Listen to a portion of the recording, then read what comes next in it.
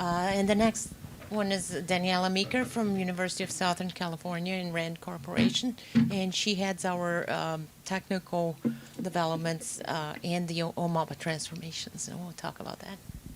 Thanks, Priscilla. Thank you guys for your time today. I have two parts to this presentation. I'm going to try to go fairly quickly, but if anyone is losing the thread because I'm getting too technical or I'm going too fast, please just flag me and tell me to stop or ask a question.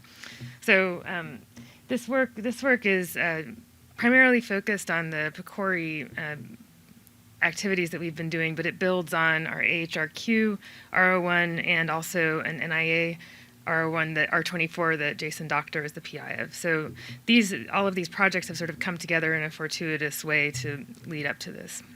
So I was really inspired yesterday to reformat some of my slides in the sort of puzzle framework that was presented in the first presentation. So how do we modularize the research process so that all of these different components can fit together so that I can ask my question on your data, use my process, or use your process to answer my question, use your equipment, my equipment, switch out the different pieces of the research process in a way that can be represented and replicated. This is a diagram that we made for the scanner project that captures the different parts of the process in comparative effectiveness research, not just secondary analysis, but also you can see that there's a box there for implementation that is much smaller than its weight on the scale of difficulty. The two boxes that we were really working on trying to solve in the scanner framework that tend to be fairly big roadblocks are the approvals and agreements process and the data processing and quality control, so that we can get to what we tend to place a lot of value in the analysis and modeling, so that we can get the results and the answers to our questions. So if we have an open standards and a process modularity, we actually get to some of the points that were presented earlier today. So reproducibility, robustness to innovation. You can update parts of your research apparatus without starting from scratch. You have some flexibility to different kinds of local implementations, and transparency and comparability. So we spend a lot of time thinking about the standards around the data, but we don't spend as much time thinking about standards for representing the rules in the workflow. These are the different things that we could be spending some more time on, representing the protocols and standard operating procedures, how you actually construct cohorts in a reproducible way, the equipment that we're using that is then linked to things like staffing and budget and SOPs, the analytic methods themselves, the kinds of transformations we're doing to generate those methods, the estimation algorithms, the policies, so the idea of a computable DUA has come up, and these kinds of consent forms linking them to the data. And we do need to worry about data models, value sets, terminologies, and that kind of harmonization, but I'm just asking you guys for the purposes of this presentation to take a step back from that, because we're going to spend a little bit of time agonizing over that in the next set. So if we have these kinds of separable pieces of the research process, you're able to separate out different algorithms operating on the same data set and different data sets where you're applying the same algorithm, and you can compare how the performance varies across different studies. That's not something that we can do right now in the current research process where everything is locked down into a publication. Having standards would really move us forward in terms of having better comparability. So this raises the question of which standards of the hundreds that we heard about yesterday are available. So there's a lot of different standards for representing rules and workflow. We want to capture the standards that are at the appropriate level of abstraction. And we want standards that have been adopted in the applied context, so that that is actually probably more important than the precision of how many angels can dance on the head of the pin kind of question. So if there are translation algorithms available, it makes the standard more attractive. And if there is implementation in commercial settings beyond the side of research, it makes it likely that it would be more sustainable. So for the analysis workflow modeling, we adopted a few different standards for this new project, and that's based on some lessons learned that we had from the earlier approach. So for capturing data processing rules, the health quality measure format was something that we considered and ultimately had built into some of the earlier versions of the software. So this is in use by CMS and ONC. It's HL7 endorsed, and it's part of the EHR certification process. Because a lot of our data is coming from electronic health records and some from claims, this makes it somewhat interoperable with data sources that we already have. There's also within the HQMF ecosystem, because all of the meaningful use measures come out of that framework, there's already hundreds of established data sets with cohort definitions and thousands of cohort criteria. And all of the value sets for those cohort definitions are managed in the Value Set Authority Center, which is a joint project between CMS and the National Library of Medicine, to really retain some authoritative source on how you're actually going to group these different codes into things that are meaningful, performing cohorts or variables. So then you get to once you've sort of gotten through some of these data processing operations, you want to be able to describe your data set in a meaningful way. We've been looking at the quality reporting document architecture, which is part of the HQMF framework, and predictive model markup language. And QRDA is attractive in some cases because it fits into part of the operations that different kinds of clinical entities have to conduct for quality reporting as part of their normal business process. On the other hand, predictive model markup language, which was developed here at UCSD by the data mining group, is well prepared for and better prepared for representing analysis data. So the results kind of sets have been for a particular analysis that's represented in PMML is pretty well matched to having that standard. And then the next question that we haven't really answered yet is how we might capture the business process that we go through when we're actually going through each of the different steps in research. And business process markup language is a good candidate for that. We haven't really investigated it too much. I'm just going to go quickly through a couple slides describing predictive model markup language. It was developed here. It's an XML format. It was originally developed to represent scoring, so what the actual predictions are across different statistical platforms and other environments. But it also has a number of different modules that you can use for the other parts of data analysis that we want to represent. So there's a header with the metadata, the data dictionary, the transformations, and the analytic model, and the output, so things like post-processing of predictive values. This is very briefly showing that there's a pretty broad support across different existing statistical packages for parts of PMML, and the different algorithms are in each of the rows, and the different platforms are the columns. And so I mentioned before that health quality measure format is part of CMS and ONC, and the components of HQMF are the data model, the different kinds of syntax that you would use to represent the data operations, and the data set itself, and the counts and the result ratio. And we need, as I said, a standard for the rest of the research workflow. Is everybody really eyes drooping hearing about all the different standards? Okay. So given that there's these standards that are available to us, in our first version of Scanner, we built software that I think we're pretty proud of, but we want to move from a homegrown approach into something that's more platform independent in this next phase, so that we're able to support a broad range of different kinds of initiatives, including PCORNet, but also the other kinds of projects that have been going on nationally and regionally. So this is a screenshot of our scanner interface, and working from left to right at the top, you can see that there's a query tab where you're selecting from among studies that you are actually an investigator. You have an investigator role on. You select data sets that are associated with that study, the analysis library that you might want to apply to that data set. So GLOR, you heard a little bit about yesterday if you were here. It's a distributed logistic regression model, and OCEANS, which is a logistic regression package. In this case, you'll hear more about that in the next talk, where we were able to select from a different complement of methods. We only had one of Ocean's many methods implemented at the time. And then finally, you can select the different sites that you would like to participate in a collaborative process.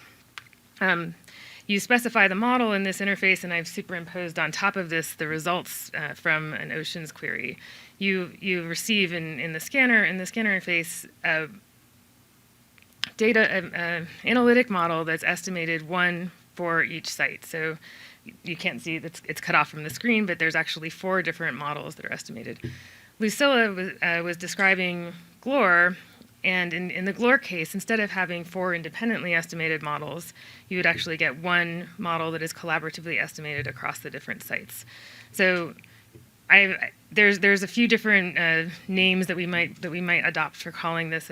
I would say the latter case is what you might consider a federated meta-analysis, and the distributed analysis. So to represent these 2 different processes, you can see that from any given query portal, you would distribute an analysis program, and in the parallel meta-analysis, you get if there's 2 sites, one with 100 patients and one with 50 patients, you would receive back 2 models.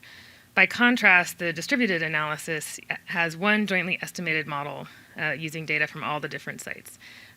It's typically iterative, and it leverages the computational power of the entire network. And this shows that you would get the single model here after iterating a few times between the query portal and the aggregator. I'm just pointing out the different size of the models here. So I won't go through every single one of the pieces of our architecture, but to point out that just as there was in I2B2, there's a portal which is similar to Shrine, and a set of virtual machines that's hosting the data and the computation operations.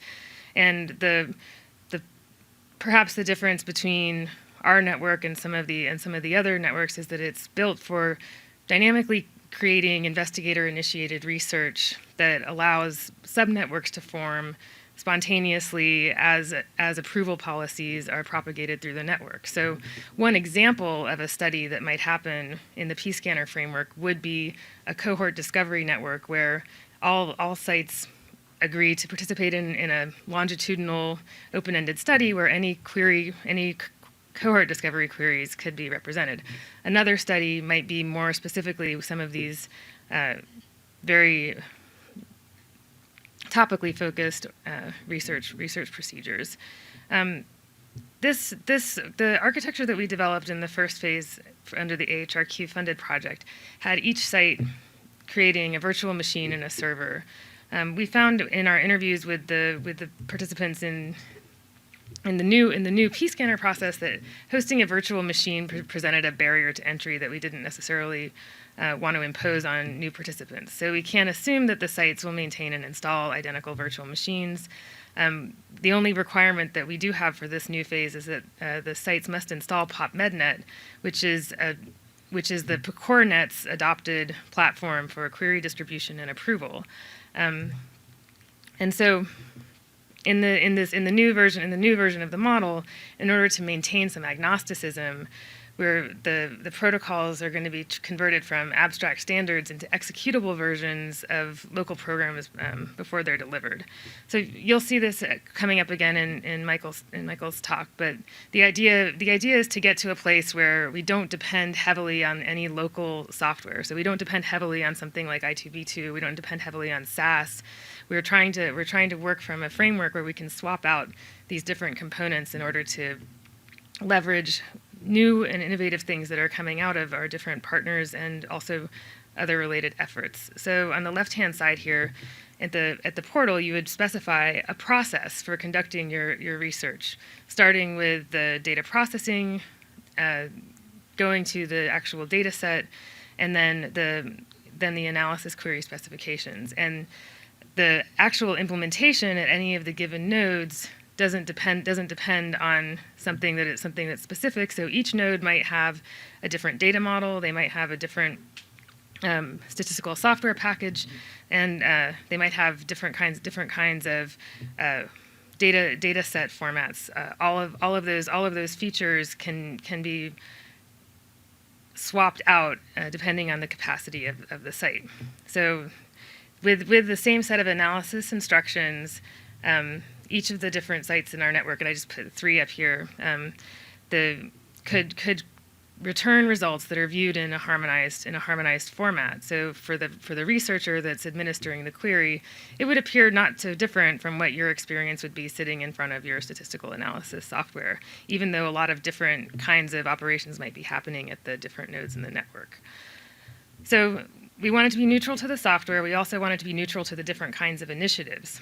So while pScanner and PecorNet are 2 initiatives that we're currently funding, we also want to be able to have the same infrastructure support things like the ACT project that Doug spoke about, and other kinds of regional initiatives that may have either the same or different kinds of technologies, but this allows us to take a burden of implementing new technologies for every project at each site. So you can see that as long as you have a platform-independent approach to doing these things, you don't have to redo all of the work that you've done to build an infrastructure for a new initiative.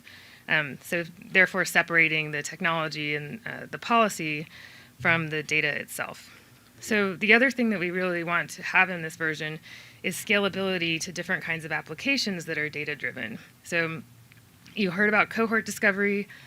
You heard about some of the statistical analyses that we've taken. There's also a lot of open source packages that rely on the same kind of data structures that we would like to use. So data visualization and quality profiling. One of the things that Scott Duvall kind of inspired me to do is to think about how we can use some of the ETL and programming tools that are offered to have projects that are just based on what a single site might want to do in terms of harmonizing their data. So instead of it being a collaborative project, you would actually be able to use the portal for a project that would just involve you, but having a standardized approach to ETL planning and programming, and then enabling you to share those results across the network without having to share anything that's related to your source data. Having model views and transformations be part of this framework is getting us towards the kind of interoperability that we'd like to see. Quality measurement and reporting, and then finally, some things that have been talked about but are not yet integrated into our framework are data collection, consent, and enrollment management tools. So these are our goals for this version of the software. So I'm going to just sum up by saying the new requirements have some neutrality to a number of things that were baked into the software that we had before. So we really want to support a wider range of applications and enable better collaboration across different initiatives and projects as part of our product for this. So promoting collaboration and innovation with open standards, decoupling the research initiatives from the technology, decoupling the data from analysis, the specifications and implementation being separate, and to have synergies across initiatives so that all the middleware development burden is not falling redundantly across all the different sites. So I'm going to transition now, and this is by means of introduction to what Michael is going to talk about. So massively private research federation is massively parallel computation, a lot of syllables, but pScanner is distinct among the PecorNet CDRNs because we've really chosen to focus a lot on the analysis part of the process. Our objectives are to align well with some of the innovations that have been happening at places like UC Berkeley with respect to massively parallel computing. People have different kinds of names for this approach, but the general idea is that you take advantage of identical nodes in software networks so that you don't have to have specialized hardware to have access to large data sets. So something that's been happening since the 90s is a convergent evolution between these kinds of big data frameworks and federated research networks.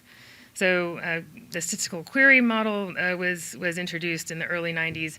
Multi-core processing goes back to the 60s, but cluster computing had started to come on board in the mid-90s. Peer-to-peer networks like Napster started to emerge. The grid was published by one of our collaborators. And then the first MapReduce paper from Google came out in 2005. MapReduce is one of the most well-known, if not most well-adopted algorithm for doing these kinds of parallel distributed computations. Most people have heard of Hadoop, which came out of that original Google framework. Amazon Cloud, Madlib for in-database analytics, which has then sort of moved into things like Pivotal and Greenplum. The Apache Spark project was launched in 2010, and Revolution for Hadoop was soon thereafter, which is an R-based approach to doing parallel distributed processing. Glore was published, and I didn't get Disco on there, but all of these different processes are convergent with some of the important research network and distributed research network activities that have been happening. And the two that I wanted to highlight were the ARC Distributed Research Network projects and CoreNet. So the distributed computing frameworks that are probably most relevant to this are grid computing, the statistical query Oracle, which was mostly an academic effort, Hadoop, which has hundreds of developers and 591 active projects, and Apache Spark, which is out of Berkeley at CS. And it has the most rapidly growing user base of any of these frameworks. And although it's relatively young compared to Hadoop, it already has 99 active projects and organizations that are using it. This is a schematic of the architecture. It's pulled from a picture of somebody that has implemented Hadoop. But the idea behind this is you have a master node that manages the scheduling and the query distribution process, and a number of slave or worker nodes that are handling the different tasks. You distribute the computation to the data and bring it back. So this is not so different from what we've been working on in other areas that we've talked about. So what this kind of massively parallel architecture does inherently is create a privacy firewall between the person level data and the aggregate data. So this is exactly the same framework that we've been working on with distributed research networks. Let me move on to this. So I will just point out that there are some important differences between these big data frameworks and PCOR, and the main one has to do with the data governance constraints. And that has a number of implications, both statistically and technically. But they are inherently privacy-preserving techniques. So the federation for clinical data has to do with the idea that we have independently acting data partners. In big data, it's simply inefficient to rely on a single really powerful processor or specialized hardware to do to make this kind of approach. The other feature that are common to both of these frameworks are distributed computation across a number of nodes, as opposed to a central pooling of data. And transferring patient-level data incurs these kinds of re-identification and privacy risks. They have ethical issues, and it's in the big data world, it's just inefficient to transfer large data sets across a network. So it's easier to bring the computation to the data in big data, where it's better for the sake of privacy and possibly operations in clinical data networks. So most of us are familiar with using multi-core processors for our desktop applications, but in these cases where we are trying to move from a desktop application to a parallel, independently operating nodes, there's two categories of algorithms. The first type is referred to typically as embarrassing parallel, where you really don't have to have any specialized approach to take advantage of the multiple processors. This is in contrast to things that are inherently serial. These are the things like Glore and Disco. They actually require more complex algorithms to take advantage of the different nodes, and you need a new computing environment even to specify some of those approaches. And so the computing environments that have been developed to support these develop around these communities. So I pulled out two of the communities that have been working on these inherently serial approaches. These are the hard problems, as well as our group that have been working on the same kind of methods in federated clinical research networks. And you'll see that there's a number of these distributed algorithms that are already supported in Spark and our Hadoop. but they don't have Cox proportional hazard in this, and DISCO would be a logical contribution to the code base that this community is using. There's also a lot of other algorithms that are not represented, and these are pretty important for the purposes of comparative effectiveness research. So hierarchical models, which capture the random effects and the fixed effects that are native to, say, analyzing cluster randomized trial data, instrumental variables analyses, and power analysis methods are not built into these frameworks very well. I think that our team has the opportunity to borrow from and contribute to these kinds of repositories in order to extend the analysis tools that are available to us. So the take-home points from this section is that there's existing frameworks that support algorithms that we typically use in machine learning and biostats. The computation is inherently privacy preserving in these networks, and we can do well to work with other groups in the computer science world to support the kinds of work that we are trying to do. I finished up.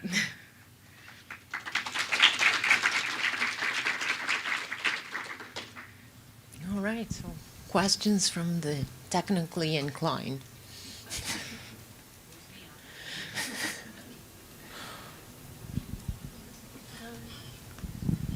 One of the things that I thought it would be nice that we could do in the early grants that we had was if we could match cohorts across sites.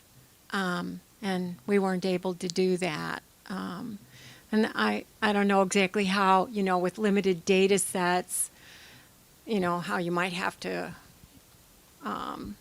broaden the category that you're matching against to be sure you didn't have any patient data, with the match, or if that's even possible. But I just wondered if you had any ideas about it. So yeah, I think while we didn't actually set it up so that we could have it working with real data, we did implement a query interface for doing that kind of cohort identification. And actually, one of the things that Lucilla suggested that we do that worked out well with that is have it populate the targeted and planned enrollment forms for NIH, which puts it into the context of really trying to accelerate the research process and the kinds of reporting that we have to do. So I think that is something that we hopefully will be able to take advantage of in this next phase as well.